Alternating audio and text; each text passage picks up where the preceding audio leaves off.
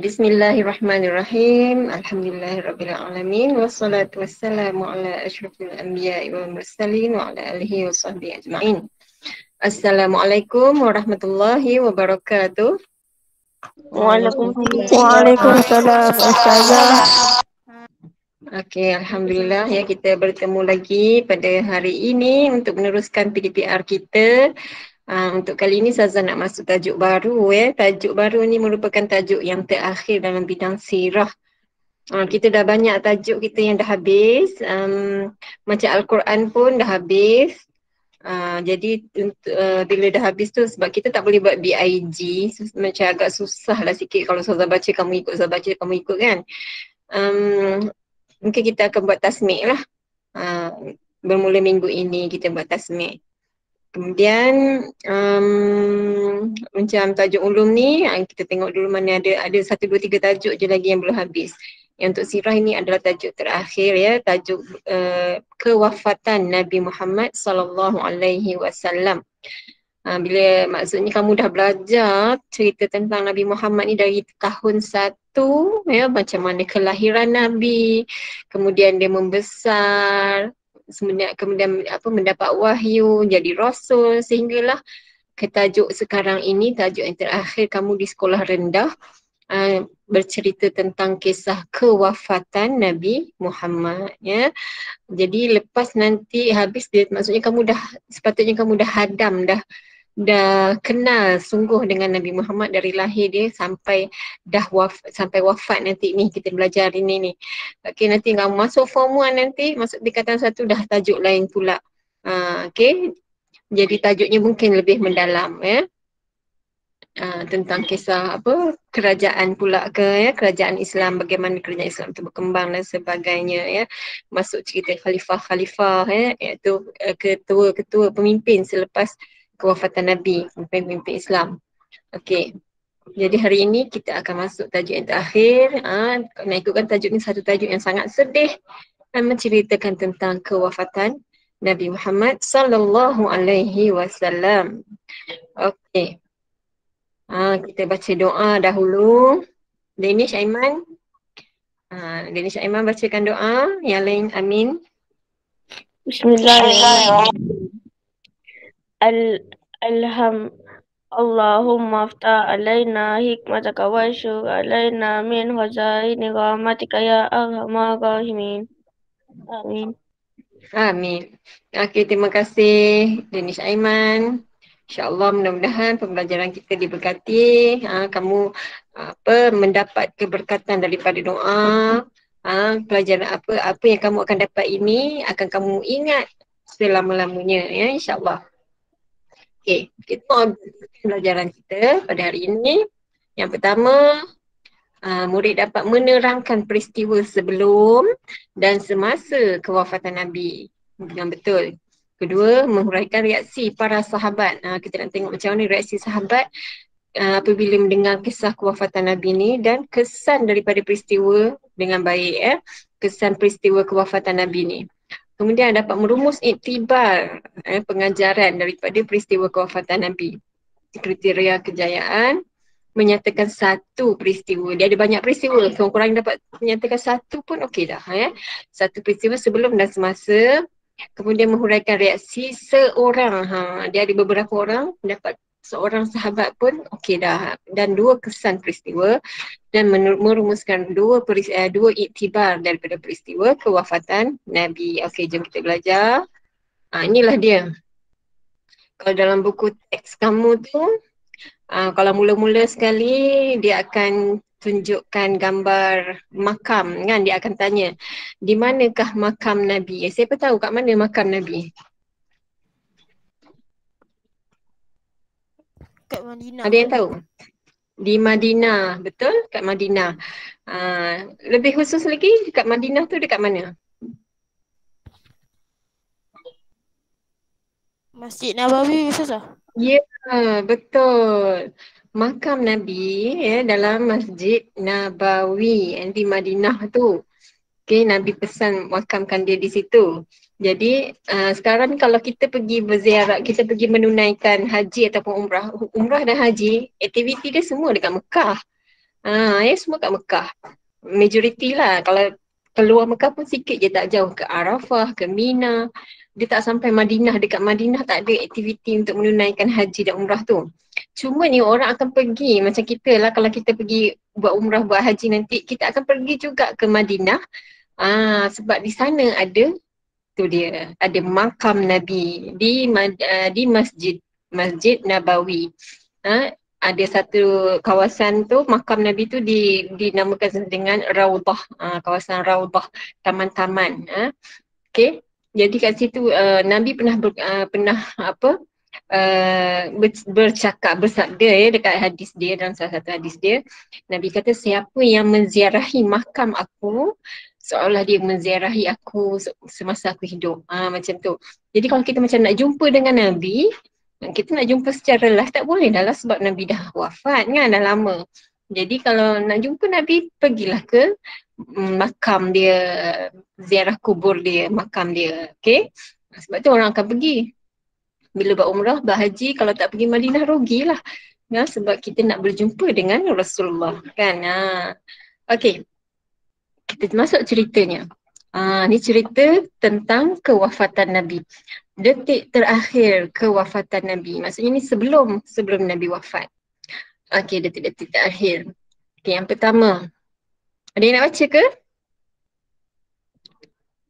Ustazah bagi peluang baca dulu. Seorang. Siapa-siapa je. Okey. Baca. Bulan Safar 11 Hijrah, Nabi melantik Usama bin Zaid menjadi pemimpin angkatan tentera untuk mempertahankan kesucian Islam di Palestin. Okey, betul, bagus Danish Aiman. Okey, terima kasih. Itu dia bulan Safar 11 Hijrah.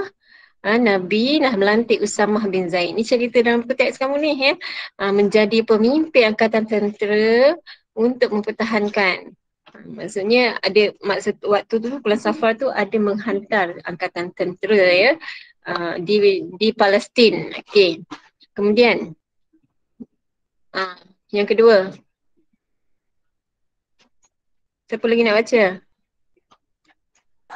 Saya. Okey, baca. Faris.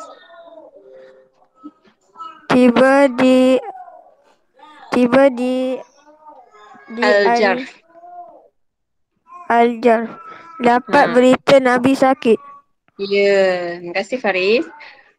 Rombongan Usamah tadi dalam perjalanan, apabila dia sampai di Al-Jarf, maksudnya belum sampai ke Palestin lagi lah.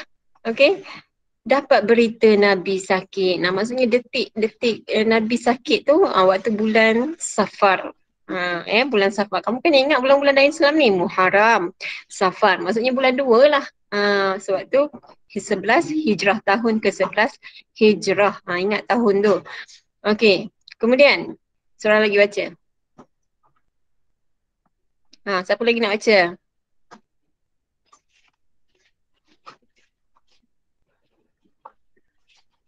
Naim. Baca Naim. Kat mic.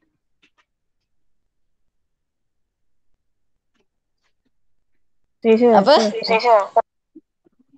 Okey Naim. Okey Naim dulu. Nanti Hafizah dia pula. Hujung bulan Safar selepas pulang dari ziarah perkuburan Baqi, Nabi diterima sakit kepala dan ditimpa sakit kepala dan demam yang teruk. Ya, terima kasih Naim. Okey, itulah dia ceritanya. Tadi prosesnya dia bermula detiknya itu bulan Safar. Bulan Safar, masa tu Nabi tengah sihat, Nabi hantar tentera Usamah. Kemudian tentera tu perjalanannya tak jauh lagi, maksudnya tak sampai lagi ke destinasi, dah dengar berita Nabi sakit. Iaitu sebab apa? Pada hujung bulan Safar, selepas pulang dari ziarah perkuburan Baqi'. Okey, dekat Mekah tu ada perkuburan Baqi'. Para sahabat, orang-orang Islam yang meninggal ditanam di perkuburan Baqi'.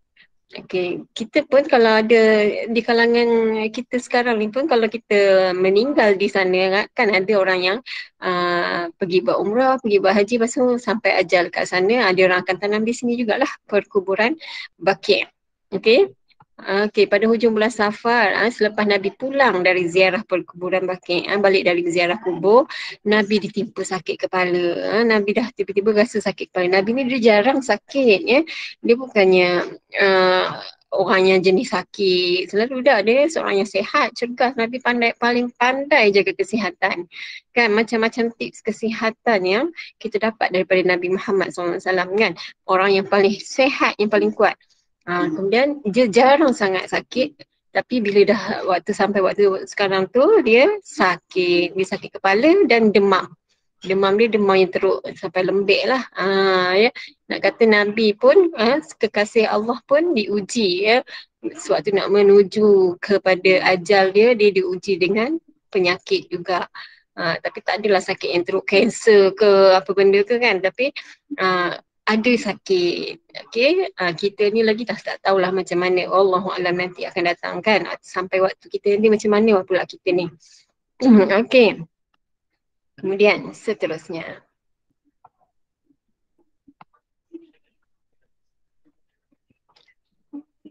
Okey. Saya bacalah ya. Okey, para sahabat sangat sedih melihat keadaan Nabi. Betul ke ni? Ada lagi sebelum tu. Saya dah langkah. Okey. Sakit Nabi berlarutan selama beberapa hari. Ya, demam tadi tu selalunya sekejap 2-3 hari sihat, tapi macam ni lama pula. Lama pula sakit dia berlarutan. Kemudian bila semakin tenat, dah semakin teruk, tak nampak gaya nak sihat tu, Nabi minta izin daripada isteri-isterinya. Nabi kan ramai isteri masa tu, ada 10 kot masa tu yang Khadijah dah meninggal, untuk berada di rumah Aisyah ya. Sebab Nabi dia ramai isteri, dia kena buat giliran. Jadi dia kena tunaikan hak-hak giliran tersebut. Tapi bila dia tak larat sangat, dia minta izin pada semua, dia pula minta izin pada isteri-isteri yang lain. Itulah tengok contoh seorang suami ya. Okey, dia menghormati ke semua isteri-isterinya. Dia minta izin sebab nak berada di rumah Aisyah, sebab dia dah tak larat, dia nak duduk je dekat rumah Aisyah tu, terbaring je, dia tak larat dah. Okey. Kemudian Nabi dipapah oleh Ali bin Abu Talib. Ya. Ali bin Abu Talib ni kita kenal sahabat Nabi, juga sepupu Nabi. Masa Nabi berhijrah, Ali ni lah yang gantikan tempat tidur Nabi. Dia tidur atas katil Nabi kan, dia selimut. Okey, ni Ali. Okey, selain dia sahabat, selain sepupu, dia juga adalah menantu Rasulullah kan. Fatimah kan, Sayyidatina Fatimah anak Rasulullah berkahwin dengan Ali. Okey, Ali bin Abu Talib dan Al-Fadl bin Abbas. Ni pun Abbas ni bapa saudara Nabi, jadi Al-Fadl ni adalah sepupu. Dia pun sepupu dia ni, Ali dengan Al-Fadl ni sepupu. Ya, sepupu dengan Nabi juga. Okey, jadi menuju ke rumah Aisyah. Dua orang ni lah yang papah Nabi, pimpin Nabi, bawa Nabi ke pulang ke rumah Aisyah. Sebab Nabi nak berada di situ. Rumah Aisyah tu dekat dalam Masjid Nabawi. Okey. Terusnya, para sahabat sangat sedih melihat keadaan Nabi. Sebab sebelum Nabi tak pernah yang sakit macam tu. Nabi kalau sakit sekejap-sekejap je. Okay, jadi semua yang tengok keadaan Nabi sangat sedih. Kemudian Nabi berucap di khalayak ramai. Sempat lagi Nabi berucap di khalayak ramai dan membayangkan bahawa kewafatannya semakin hampir ya. Bila Nabi masuk ke Masjid Nabawi tu, ramai sahabat-sahabat yang beribadah di situ, buat ceramah dan sebagainya. Jadi bila Nabi melalui kawasan yang ramai tu, Nabi pun sempat berucap di khalayak ramai. Antara isi ucapannya ialah membayangkan bahawa dia tu dah nak pergi dah. Dia dah terasa, dah tahu dah dia punya ajal dia dah semakin hampir. Kemudian Nabi meminta para sahabat Muhajirin berbuat baik dengan orang-orang Ansar. Nabi sempat lagi pesan ya, orang-orang Islam, Muhajirin dengan Ansar, buatlah baik sama Islam, jangan bergaduh. Itu Nabi pesan, jaga perpaduan. Perpaduan tu sangat penting. Okey. Boleh faham tak ni? Boleh. Boleh. Hmm. Walaupun sakit, walaupun sakit, Nabi tetap solat berjemaah di masjid. Walaupun dalam keadaan sakit, tak larat, Nabi tetap solat berjemaah. Gagahkan juga solat berjemaah di masjid. Kalau bersolat berjemaah tu maksudnya Nabi lah jadi imam. Nabi jadi imam. Apabila keadaan Nabi semakin lemah, dah tak larat sangat dah, nak berjalan pun dah tak lalu, Nabi minta Abu Bakar menjadi imam solat. Maksudnya Nabi dah tak keluar solat lah dekat masjid. Maksudnya kat rumah je lah, dia dah tak larat sangat dah. Nak berjalan pun dah tak lalu. Jadi Nabi pesan, maksudnya kalau aku tak semayang, aku tak boleh jadi imam, Abu Bakar lah ambil. Abu Bakar yang akan menggantikan Nabi menjadi imam solat. Okey, ini semua petanda-petanda, maksudnya Nabi dah bagi hint-hint dah. Dah bagi apa benda yang perlu dibuat oleh orang Islam selepas dia tak ada, kan? Okey. Tu Nabi sebut Abu Bakar, Nabi tak minta orang lain, Nabi minta Abu Bakar. Okey, seterusnya 12 Rabiul Awal, tu ada tarikh 12 Rabiul Awal. Jangan lupa ni tarikh yang sangat penting lah bagi kita orang Islam. 12 Rabiul Awal, tarikh kelahiran Nabi. 12 Rabiul Awal juga tarikh kewafatan Nabi. Dan ada juga yang mengatakan 12 Rabiul Awal ni jugalah tarikh hijrah yang sebenarnya. Okey. 12 Rabiul Awal, ketika para sahabat solat subuh berjemaah. Masa tu sahabat sedang solat subuh, Nabi tak ikut dalam masa tu. Tak larat. Okay. Nabi menyelak tirai dari rumah dia selak tirai. Dia buka langsir, dia tengok dan melihat ke arah mereka sambil tersenyum. Nabi senyum kepada para sahabat yang sedang solat jemaah tu. Jadi para sahabat tengok Nabi, ya Allah, seronoknya Nabi siap senyum, macam rasa seronok lah. Para sahabat seronok kerana menyangka Nabi sudah sihat dan akan jadi imam semula. Diorang ni dah gembira sangat. Biasalah kan, kadang-kadang kalau orang yang sakit tenat ni, tiba-tiba dia nampak macam segar sikit, tu petanda jugalah tu kan, dah sampai sangat dah ajal dia tu. Okey. Nabi semakin tenat. Sebenarnya Nabi semakin tenat. Nabi mengumpulkan semua anak cucunya, serta para isterinya. Anak cucu dia bukan ramai pun, anak dia 7 orang, tapi yang hidup seorang je tinggal lagi. Aisyah tu je lah kan. Menantunya Ali. Lepas tu cucunya Hasan dan Hussein, kan. Tu dia. Kemudian para isterinya untuk memberi pesanan. Okey, itulah dia Nabi bagi pesanan. Macam wasiat juga kan, pesan-pesan apa benda yang dia nak tinggalkan ni, ahli keluarga dia ni. Okey, Nabi pesan kepada umatnya supaya memelihara solat tu. Satu tu ya, kan. Solat tu memang sangat kita kena jaga. Nabi siap pesan dekat ahli keluarga dia, jaga solat. Kita ni pun samalah. Solat tu memang sangat-sangat penting. Kalau kita jaga solat, solat akan jaga kita semula. Bagaimana solat nak jaga kita? Allah lah yang jaga kita sebenarnya melalui solat kita. Itu dia. Jadi Nabi pesan pun dekat ahli keluarga dia, jaga solat. Okey. Kemudian ketika hampir saat kewafatan Nabi, Abdul Rahman datang membawa kayu. Kayu apa ni? Siapa tahu baca? Siapa boleh bacakan yang tu? Kayu apa tu?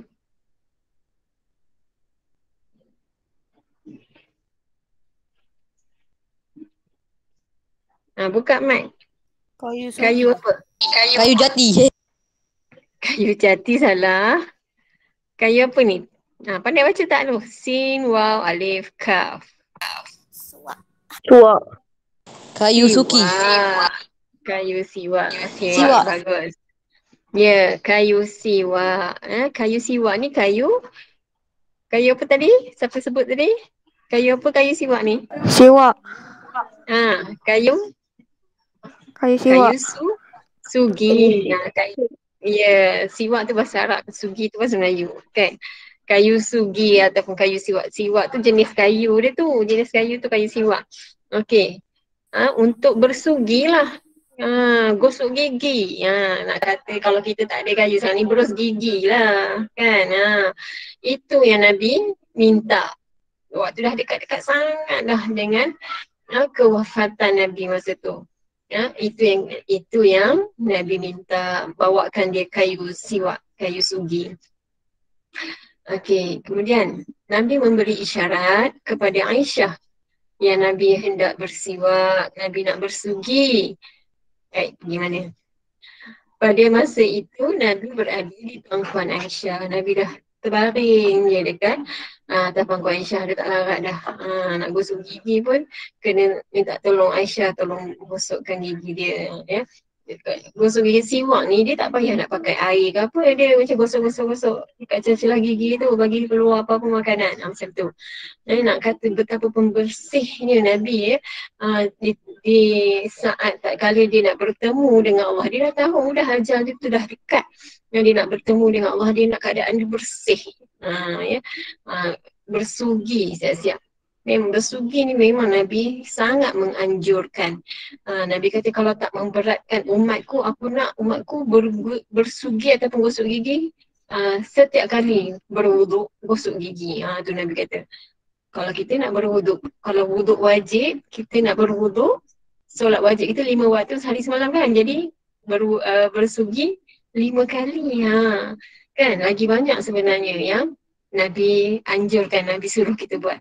Berbanding dengan doktor-doktor ataupun daripada Inggeris punya ni lah kan, barat punya ajaran 3 kali kan, 3 kali sehari semalam gosok gigi, pagi, tengah hari pemakan ataupun malam nak tidur. Tapi sebenarnya kalau yang Islam anjurkan gosok gigi ni setiap kali sebelum solat, maksudnya setiap kali berwuduk. Okey, itu bersiwak. Pada masa itu Nabi buat di pangkuan Aisyah ya, Nabi dah terbaring dekat pangkuan Aisyah. Sejurus kemudian wafatlah Nabi ketika berusia 63 tahun. Saudara teringat satu cerita yang saudara dengar. Waktu keadaan tu Nabi dah berada di atas pangkuan Aisyah, tengah ni lah, anak-anak dia pun ada, Fatimah ada. Tiba-tiba pintu rumah Nabi diketuk. Pintu belakang ke mana tak tahulah. Diketuk. Assalamualaikum, orang tu beritahu. Lepas tu Fatimah buka. Fatimah tak kenal. Fatimah kata Waalaikumsalam. Ayahanda aku sakit. Lain kali lah datang jumpa. Fatimah kata. Dia tahu orang tu datang nak jumpa dengan Rasulullah. Lepas tu Fatimah pun lembut lagi lah masa tu. Cakap dia dulu. Okey, dia pun tutup pintu. Tak lama tu ketuk lagi. Buka lagi pintu. Orang yang sama. Fatimah pun cakap ayahanda aku sakit. Dia terang lagi. Lain kali lah datang ya, kata macam tu kan. Tutup. Lepas ketuk lagi. Fatimah dia geram dah. Dia dah tinggi suara sikit. Ayah dia aku sakit lah. Datanglah lain kali. Semua kan. Rasulullah dengar. Rasulullah kata, wahai Fatimah, tak payahlah dihalang. Kamu tahu tak siapa tu? Itulah malaikat Israel. Sebenarnya malaikat Israel dah datang dah. Maksudnya dah inilah nak menjemput Rasulullah lah. Malaikat Israel terkejutlah Fatimah, terus longlai lah dia. Okey, bila malaikat Israel masuk berjumpa dengan Rasulullah, malaikat Israel nak cabut, dia minta izin dulu dengan Rasulullah. Kemudian masa tu Jibril pun ada. Jibril pun ada bersama dengan Israel mengiringi kewafatan Nabi. Ya. Nabi sangat, waktu tu dia nazak sangat, tak larat dia tengok Jibril. Jibril tak pandang muka dia. Jibril pandang tempat lain. Lepas tu Nabi pun tanya kepada Jibril, wahai Jibril. Nabi kan dengan Jibril kan rapat sangat kan. Wahai Jibril, teruk sangat ke aku ni? Kenapa kau tak nak pandang aku? Kan, teruk sangat ke keadaan aku ni? Jibril kata, aku bukannya tak nak pandang sebab aku kasihan sangat. Jibril kata, aku tak sanggup nak tengok orang yang kekasih Allah ni menahan kesakitan kan? Maksudnya sewaktu dicabut nyawa tu kan, terlalu sakit. Begitulah keadaannya. Nabi kata, wahai Jibril, beginikah keadaannya, sakitnya mati, dia kata. boleh tak aku nak minta semua kesakitan mati umat aku tu biar aku yang tanggung. Tengok sampai begitu sekali Rasulullah menyayangi kita umat dia. Kalau boleh biar sakit semua orang ni dia yang tanggung, kesiannya. Ya Allah, subhanallah, sayang ya Rasulullah dekat kita. Kita ni macam mana? Kan, bagaimana pula sayang kita kepada Rasulullah? Adakah setiap hari kita berselawat dekat Nabi? Adakah setiap hari kita mengingati Nabi? Ya. Jadi kita insaf sendiri dengan cerita kewafatan Nabi ni ya, yang sangat menyentuh hati. Kita sangat sedih. Kalau kita sayang kat Nabi, kita rasa sedih, sedih sangat-sangat.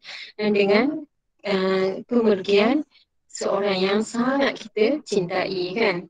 Okey, inilah dia kisah kewafatan Nabi ya, ketika berumur 63 tahun. Jadi umat Nabi Muhammad ni, kita umat Nabi Muhammad, biasanya area macam tu lah juga umurnya ya, tak adalah sampai banyak sangat umur. Kalau panjang umur pun dalam 70, 80, 90 tu lagi biasa.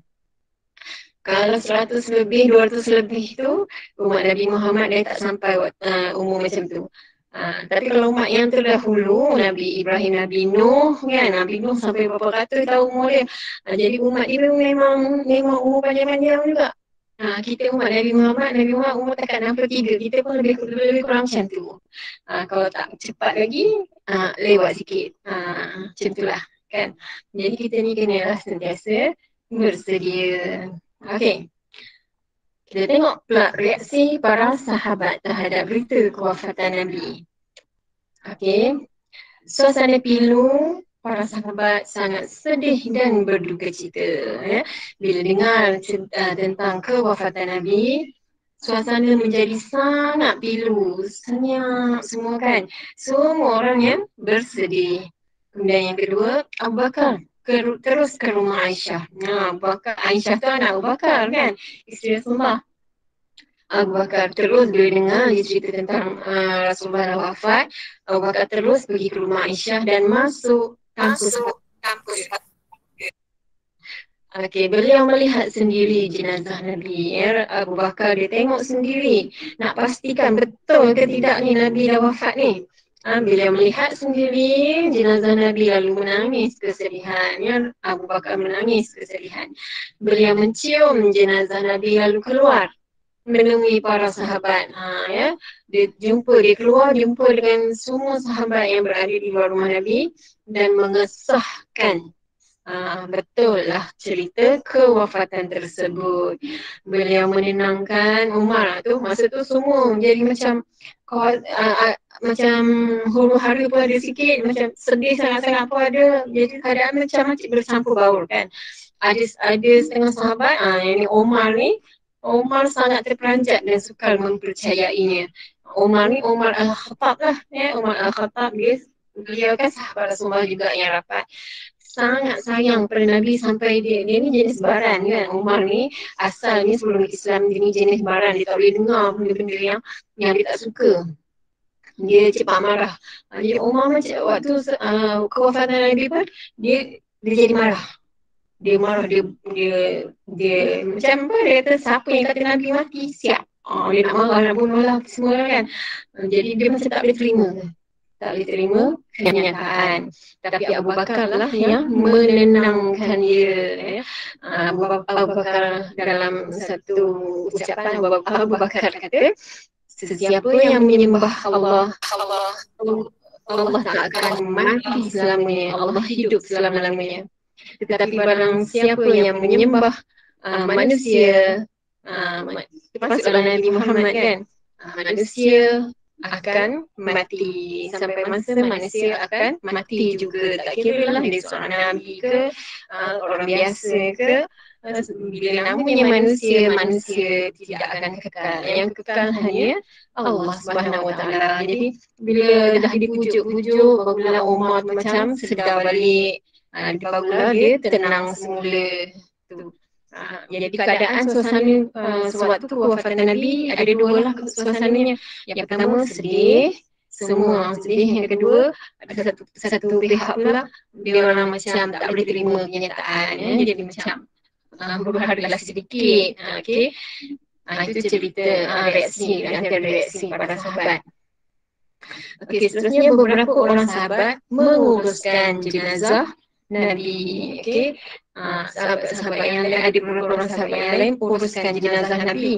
Tapi sahabat-sahabat yang utama tadi, Abu Bakar, Umar, Uthman, Ali semua tu, mereka ini tak uruskan jenazah Nabi sebab ada satu perkara yang lebih penting daripada pengurusan jenazah, iaitu untuk melantik pemimpin yang baru. Jadi yang itu lebih utama, lebih wajib berbanding dengan jenazah yang telah wafat, kan. Ini benda yang dah berlalu dengan benda yang akan datang, benda yang akan datang lagi penting untuk difikirkan. Okey, jadi para sahabat yang tidak terlibat dengan proses pelantikan pemimpin baru, mereka inilah yang menguruskan jenazah Rasulullah. Okey. Tengok seterusnya. Boleh ke ni lagi sangat Ustazah? Boleh faham tak setakat ni? Boleh. Boleh. Okey. Bagus ya. Okey. Jadinya sahabat-sahabat tadi yang tadi sambung sahabat tadi yang menguruskan jenazah sebahagian, yang sebahagian lagi dia orang pergi bermesyuarat ataupun majlis syura. Majlis syura iaitu bermesyuarat untuk melantik pemimpin yang baru. Nanti yang ni kita tak ada sentuh, tak ada nak sentuh secara terperinci lah tentang majlis syura. Mungkin kamu akan belajar tu di waktu soalan menengah nanti, bagaimana proses majlis syura itu berlaku, yang mana keputusan majlis syura tu tadi, syura tu mesyuarat, bahasa Melayu ambil perkataan syura itu mesyuarat. Okey, mesyuarat, share, syura. Okey. Majlis syura tadi ni keputusannya mereka sepakat melantik Abu Bakar lah sebagai pemimpin menggantikan Nabi Muhammad SAW. Bayangkan Abu Bakar lah sahabat yang paling rapat berhijrah bersama. Abu Bakar orang yang paling sedikit diberi gelar asli, yang paling percaya kepada Nabi. Daripada mula Nabi menyeru kepada Islam, Abu Bakar orang lelaki pertama yang memeluk Islam. Okay, nak kata betapa dia dengan Abu Bakar sangat rapat. Jadi orang lantik Abu Bakar. Dan sewaktu Nabi tengah sakit pun, Nabi kata kalau Nabi tak larat nak solat, nak jadi imam, Abu Bakar yang kena ganti dia jadi imam. Jadi kat situ orang dah nampak, maksudnya bila Nabi dah tak ada, Abu Bakar lah yang akan menggantikan Nabi menjadi pemimpin Islam sewaktu itu. Okey, Abu Bakar sebenarnya tak ada lah. Dia pun dah tua dah masa tu, lebih kurang lebih je umur dia. Jadi dia pun jadi tak berapa lama sangat lah dia proses tempoh dia menjadi pemimpin tu tak ada lama sangat, beberapa tahun sahaja. Kemudian dia pun meninggal juga selepas tu, sehinggalah diganti dengan pemimpin-pemimpin yang lain. Lepas Abu Bakar naiklah Sayyidina Umar Al-Khattab. Okey, kemudian lepas Umar naiklah Uthman bin Affan. Selepas Sayyidina Uthman, Sayyidina Ali. Ali sepupu Nabi tadi.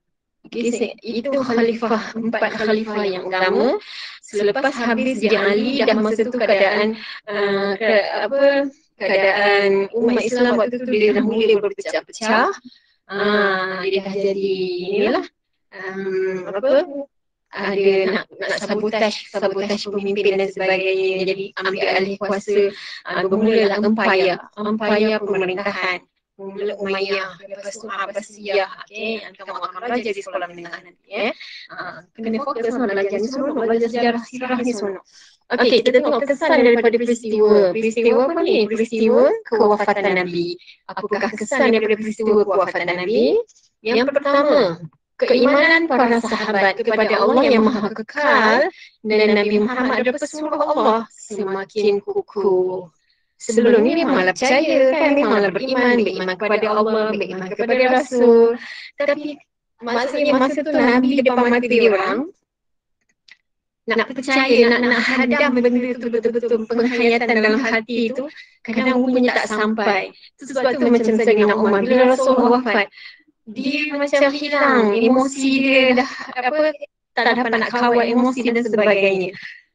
Jadi bila diingatkan semula, diyakinkan semula dengan keimanan itu, barulah dia jadi tenang balik. Jadi kita ni pun kadang-kadang kita mengaku kat mulut, mengaku apa semua, tapi kita buat juga benda yang salah. Itu betul sebab penghayatan keimanan kita tu tak ada.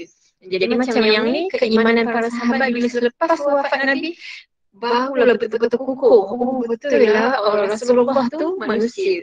Manusia akan mati. Yang tak mati, yang kekal hidup selama-lamanya hanyalah Allah Subhanahu wa taala. Jadi keyakinan, keimanan kepada Allah semakin kuat.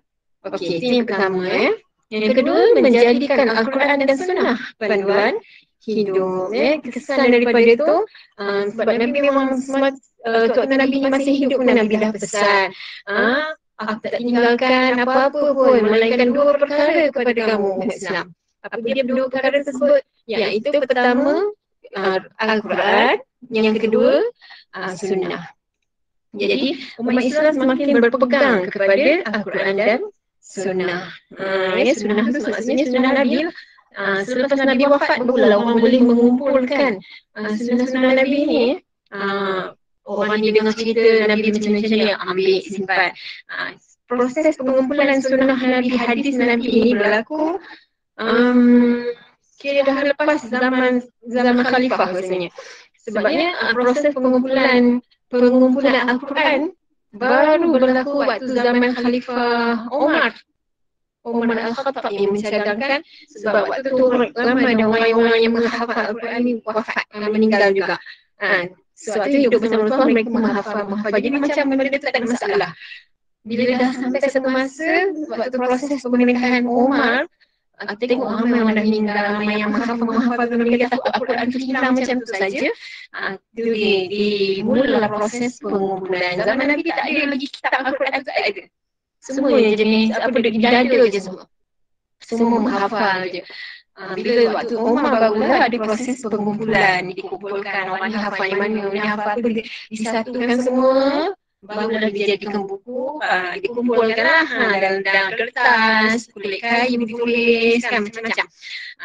Sehinggalah sekarang ni kita dah dapat naskah Al-Quran tu, kan? Allah jaga macam mana Allah pelihara Al-Quran tu melalui orang-orang terdahulu lah sehingga sampai kepada kita, dan kita pun perlu menjaga juga supaya sampai kekal ke akhir zaman. Tapi jangan risau, Al-Quran memang Allah dah jamin.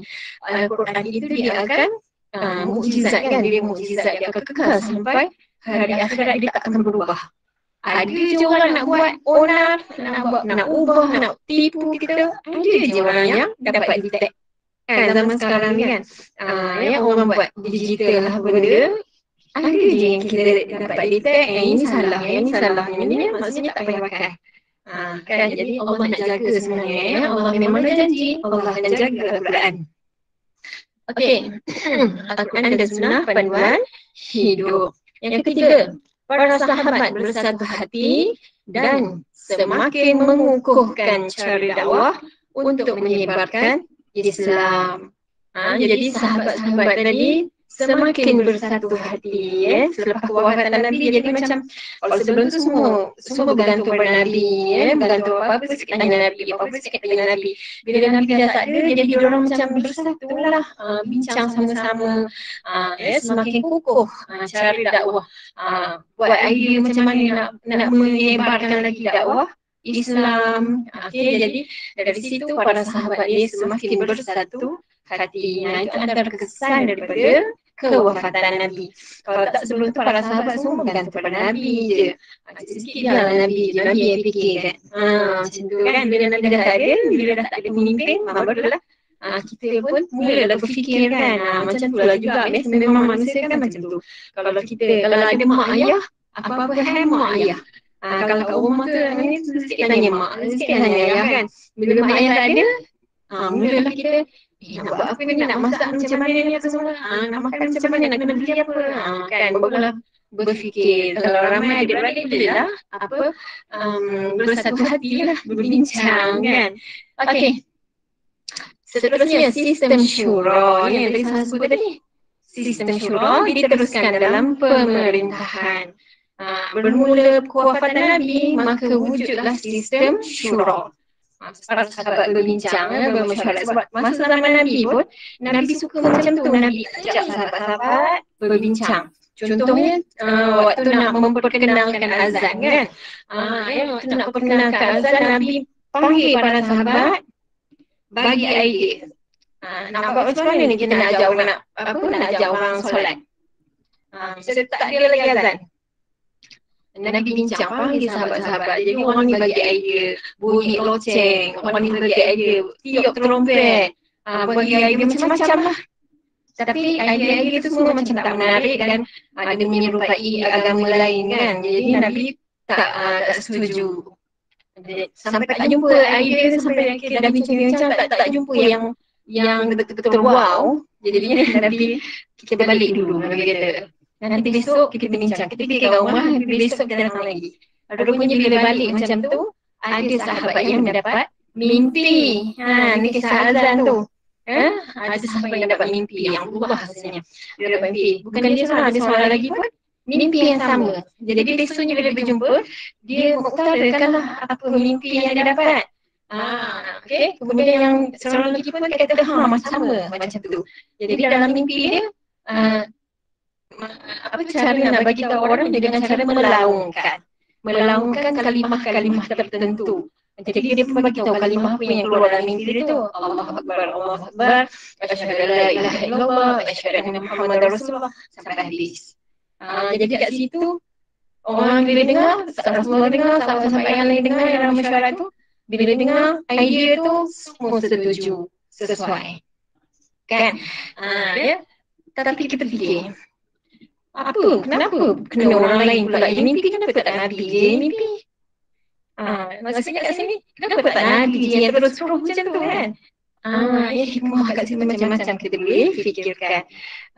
Allah, maksudnya Allah nak bagi idea tu tak semestinya pada Nabi sahaja. Nabi tak tahu, tak dapat idea untuk itu. Jadi Allah bagi idea tu pada orang lain. Tak semestinya macam kalau kita dalam proses kehidupan kita pun, tak semestinya benda yang baik tu pemimpin je yang boleh fikirkan. Maksudnya kita orang-orang bawahan pun boleh kadang-kadang Allah bagi ilham dekat kita, jadi kita sampaikanlah. Kalau kita rasa benda tu baik, kita sampaikan. Cadangan, kita cadangkan. Itulah nama jadi sistem syura dalam proses mesyuarat tu, bagi cadangan. Cuba fikirkan, kalau misalnya kata lafaz azan tu idea daripada Nabi sendiri kan, mesti orang kafir apa semua, orang-orang kuasa waktu tu akan kata, macam Nabi angkat diri sendiri je, sebab dalam lafaz tu ada asyhadu an la ilaha illallah, asyhadu anna Muhammadar Rasulullah kan, ada sebut nama Nabi sendiri kan. Mesti orang kata macam nak glamour, nak buat nama sendiri macam tu kan.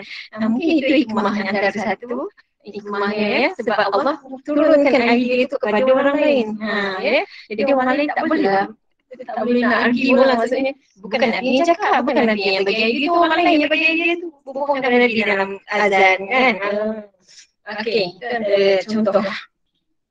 Jadi sistem syura ni walaupun selepas kewafatan Nabi diteruskan juga di dalam pemerintahan.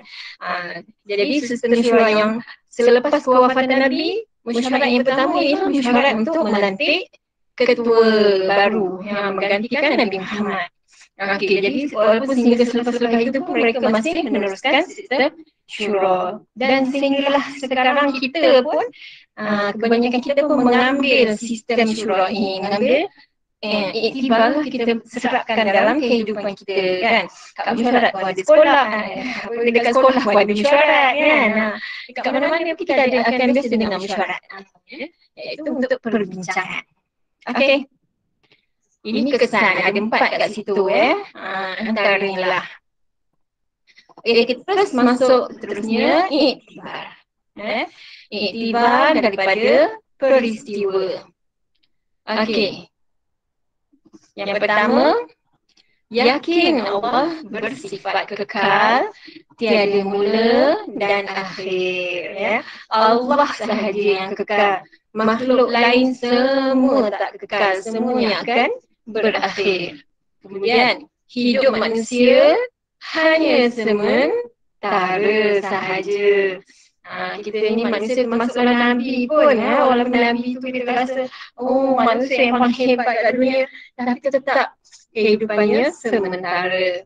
Okey, seterusnya isi masa dan usia dengan taat perintah Allah dan jauhi larangannya. Bila dah tahu kita akan hidup kita ni sementara sahaja, akan menuju ke alam yang lain, jadi kita kenalah sentiasa ingat, berusaha untuk menambah amalan kita, untuk bekalan kita bawa ke dunia sana, kan? Orang yang paling cerdik dalam Imam Al-Ghazali kan bagi tahu, orang yang paling cerdik ialah orang yang paling cerdik ialah orang yang selalu mengingati mati. Jadi orang cerdik kita kena selalu ingat mati. Bukan ingat macam tu je, ingat dan ikutilah susulannya. Susulannya apa? Perbanyakkan amalan, istighfar, minta ampun pada Allah, kan, minta ampunkan dosa-dosa. Paling mudah lah tu kan, bila ingat mati, mulut kita sebut astagfirullah, tak susah pun. Astagfirullahaladzim. Duduk-duduk saja, astagfirullahaladzim, kan? Amin ampun kepada Allah. Semoga Allah ampunkan dosa-dosa kita, kita pergi ke sana dalam keadaan kita bersih, kan? Tak ada dosa, insyaAllah. Okey, itu yang pertama. Yang kedua, Nabi sangat sayang umatnya dan berpesan pelihara solat. Tadi tu pesanan Nabi tu. Nabi pesan kat ahli keluarga dia, kan, kat anak cucu cicit dia apa semua. Kita ni pun kena ambil tibalah, ambil juga pesanan Nabi tu untuk kita juga. Pesanan Nabi ialah jaga solat. Sebab solat tu penting, jaga solat tu. Jaga solat tu macam mana jaga? Pertama, jaga tak tinggal solat. Solat tunaikan tanpa ada tinggal, tak miss satu waktu pun. Tu jaga pertama. Jaga kedua, solatlah di awal waktu. Awal waktu. Masuk je azan, kita pun tunaikan solat. Jaga yang ketiga, solatlah dengan sempurna. Solat sempurna tu cukup lengkap dia punya syarat sah, syarat wajib semua. Dan bila sempurna solat kita, insyaAllah khusyuk tu akan datang waktu kita solat. Okey. Jaga solat. Kemudian kita dalam pelihara solat, banyak berselawat dan amalkan sunnah, tanda cinta kita kepada Nabi Muhammad SAW. Itu dia iktibarnya. Selain kita tunaikan solat, tanggungjawab kita kepada Allah Ta'ala tu, kemudian kita berselawat, mulut kita rajin-rajin berselawat kepada Nabi. Sebab Nabi kata di akhirat nanti Nabi akan mengenali umat dia walaupun tak pernah berjumpa macam kita ni, kan. Mana kita sempat hidup zaman Rasulullah, kan. Rasulullah wafat lama dah, tapi kita tak sempat jumpa. Tapi Nabi kata Nabi akan kenal kita ni umat dia. Maksudnya Nabi nak kenal, ada tanda orang yang rajin berselawat kepada Nabi. Allahumma salli ala sayyidina Muhammad sallallahu alaihi wasallam. Dengar jangan sebut nama Nabi sallallahu alaihi wasallam. Berselawat. Ada tanda bila Nabi kenal, ini umat aku, ini umat aku. Macam tu. Kalau orang yang tak berselawat, maksudnya bukan orang Islam, Nabi cakap ini bukan orang Islam, ini bukan umat aku. Jadi kita nak masuk dalam golongan umat Nabi, kita kena rajin berselawat supaya Nabi kenal kita. Nabi kenal kita dan kita mengharapkan syafaat Nabi nanti masa hari akhirat. Jadi rajin perbanyakkan selawat. Ada setengah ulama meletakkan satu hari kurang-kurangnya 1000 kali berselawat. Ada yang ni kurang-kurangnya 300. Kita pulang lah. Tak payah letak berapa kali pun tak apa. Jadi kita selawat je. Ada je duduk masa kosong-kosong selawat. Ada je duduk masa kosong istighfar. Itu namanya zikir, kan. Zikir kita. Boleh selawat, boleh istighfar. Mengingati Allah, la ilaha illallah, dah pun boleh lah. Tak kisah. Itu zikir kita. Okey. Sebagai tanda cinta kita kepada Nabi, diharapkan semoga kita semakin bertambahlah kasih sayang kita, cinta kita kepada Rasulullah, kan. Okey, yang ketiga, Iktibar yang ketiga, Abu Bakar sentiasa membantu dan menyokong Nabi. Kita mestilah berusaha menjadi sahabat yang baik. Contoh, nak jadi bersahabat. Nabi dengan Abu Bakar ni adalah contoh sahabat yang terbaik. Kalau kita bersahabat, berkawan dengan orang lain pun, kita berkawan, tengok macam mana Nabi berkawan dengan Abu Bakar. Abu Bakar macam mana dia bersahabat dengan Nabi. Jadi kita kalau bersahabat, berkawan, kita jadilah seorang kawan yang baik seperti Abu Bakar, kan? Okey, kemudian Usamah bin Zaid, nama yang tadi lah mula dihantar ke Palestin tadi kan. Usamah bin Zaid dilantik mengetuai angkatan tentera. Ya, pada usia yang muda. Sebenarnya dia muda lagi masa tu remaja. Usamah bin Zaid ni iktibar daripada peristiwa tu, sebab tu dalam buku kamu tu dicerita mula-mula tentang Usamah bin Zaid. Rasulullah menghantar Usamah bin Zaid ke Palestin. Kalau kita kata kenapa nak ceritakan kan? Sebenarnya ambil pengajaran. Sebenarnya masa Nabi hantar Usamah tu masih remaja lagi. Remaja tu maksudnya umur belasan tahun lah. Kan masih muda lagi. Okay. Tapi Nabi dah lantik dia menjadi ketua. Kerana apa? Bukan kerana tubuh badan dia yang kuat, mantap semua tu. Tetapi Nabi nak lantik ketua tu, Nabi tengok dari sudut apa? Ketakwaan. Ketakwaan dan keistimewaannya. Jadi nilai kehebatan seseorang di sisi Allah dan Rasul adalah imannya. Jadi kalau kuat iman dia, jadi dia istimewa di sisi Allah dan Rasul. Jadi kita pun cuba jadi orang yang istimewa di sisi Allah dan Rasul dengan cara menguatkan iman kita, ketakwaan kita kepada Allah. Okey, boleh faham tak ni iktibar ni? Boleh. Cakap semua. Boleh. Boleh. Alhamdulillah, harap semua dapat menghayati kisah wafatan ini dan ambil jadikan iktibar dalam diri kita semua kan. Okey, rumusan. Pernah baca? Iman Salihah baca iman? Nabi Muhammad ialah Nabi terakhir diutuskan Allah kepada umat manusia. Selepas kewafatan Nabi, kewajipan menyebarkan Islam adalah menjadi tanggungjawab kita semua. Terima kasih Iman. Alhamdulillah, itulah dia rumusannya ya. Nabi Muhammad Nabi terakhir. Dah tak ada Nabi dah selepas Nabi Muhammad. Dah tak ada Rasul. Kena ingat Rasul Nabi yang terakhir itulah dia. Last. Lepas Nabi memang tak, lepas Nabi Muhammad memang tak ada siapa dah.